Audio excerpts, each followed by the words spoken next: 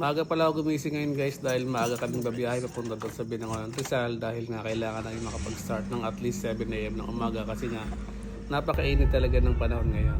Bali dadaanan ko na lang yung mga kasama ko dito sa main road kasi yung mga gamit naman namin nasa lansan ko na kagabi. Ayan.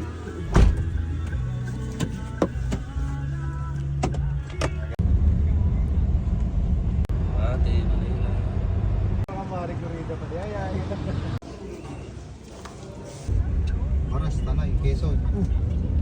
Kapalit yung pagnawi ng big. So guys, pagdating nga namin dito, hindi na kami nag-aksaya ng oras at prepare na agad kami. Chinek muna namin yung guys yung dating setup and tingnan namin kung anong magiging transition.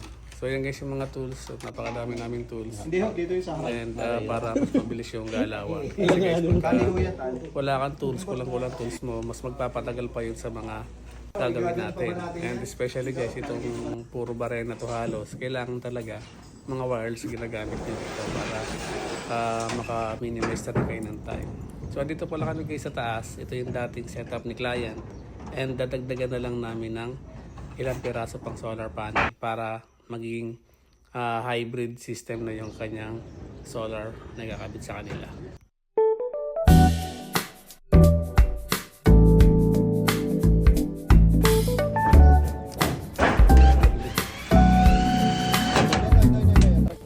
So guys, good morning. Andito na kami sa Binangonan Rizal. So ayun, nag-i-install na sila dun guys. Bali, alas 7 kami nag-start kasi mainit. Ito pala guys yung dati. Pero ano lang yung dati, on-grid, so walang battery. Pero nag-decide na si client namin na mag-upgrade to hybrid. So, mas malaki. So, nag-add pa kami ng panel yan, dyan nilalagay. 5 panel pa.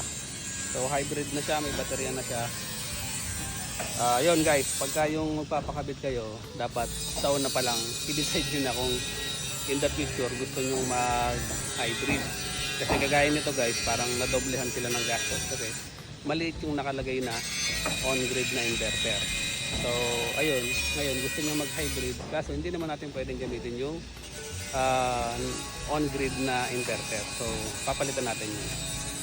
So mamaya guys, pakita ko na lang yung setup sa baba. Inuuna kasi muna namin yung mga solar panel dito, mga yan.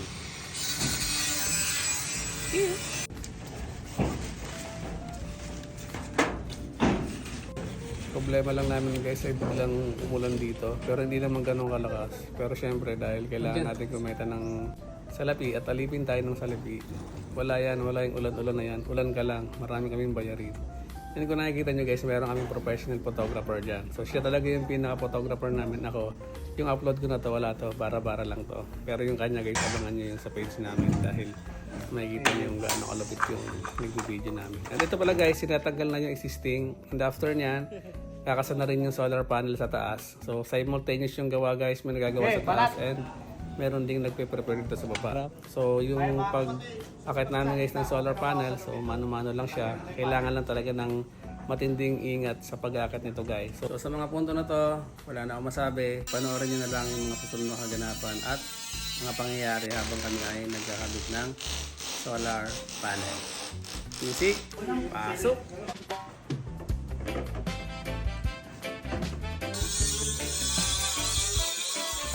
Ito na yung solar panel natin. Ito yung inad natin na 1.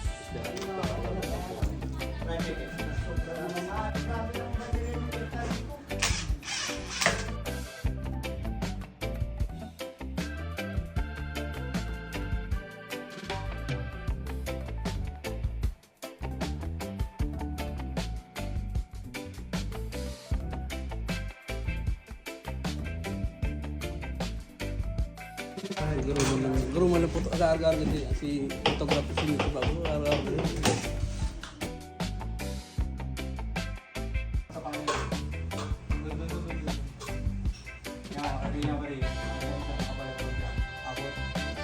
Angat, tapos bend. Op. May alalay ko. Wala. Mataba-taba na ano. Marlon, expert dyan.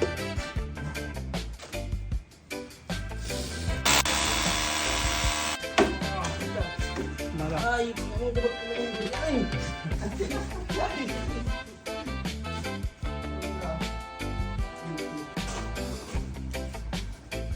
bra. Masarap pa dyan yung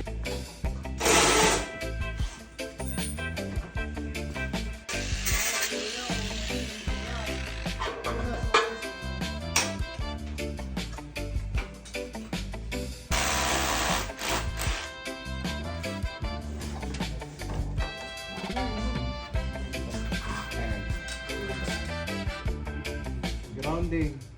Oh, BMS ay itong isa item.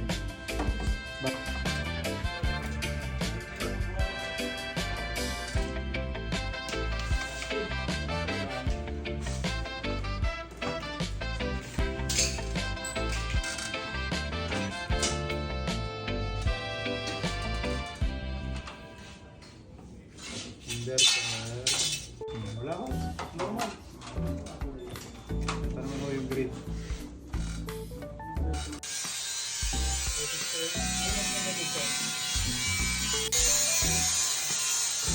Ito ang ano, tirada.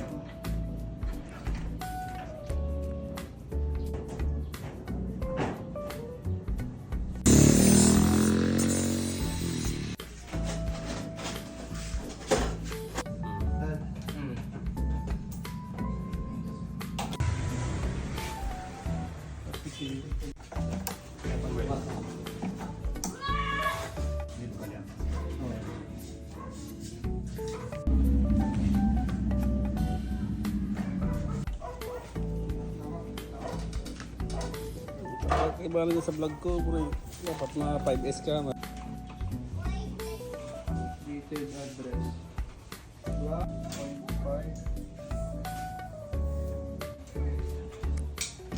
Ayan, bumago. Zero, Ano pabalik. po nangyari? Well, bumalik ko. Ayan, okay na. Okay na po. Nag-zero na yung grade. Nakakaano ba siya? Normal na sir.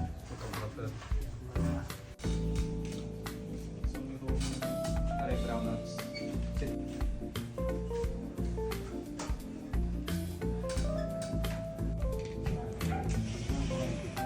Binagyan ko ng wire. Off pa yung grid, no? Aray. Nakakita yung grade. Okay.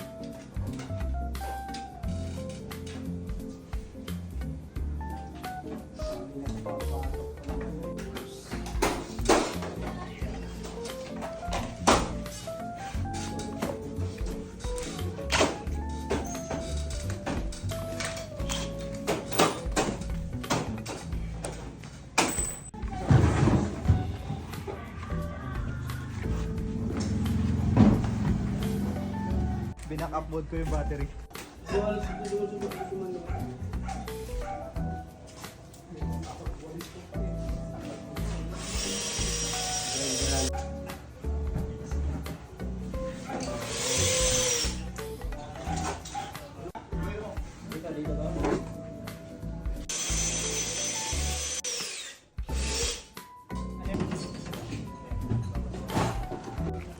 Puputon mo saan nakalag. So, yung blower.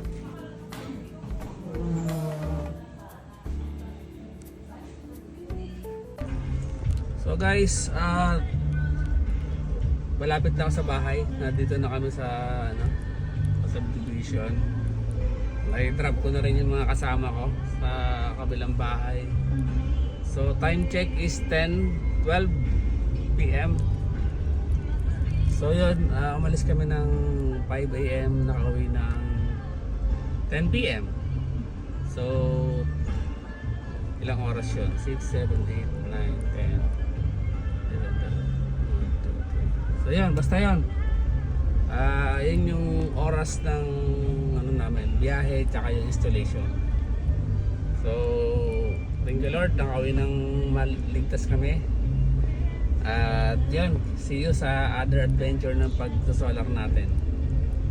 So guys, kung may gusto kayong ipa-check site inspection, kahit hindi solar installation yan, electrical, panel board, electrical system ng bahay nyo, comment lang kayo dyan sa comment section and pupuntahan natin yan.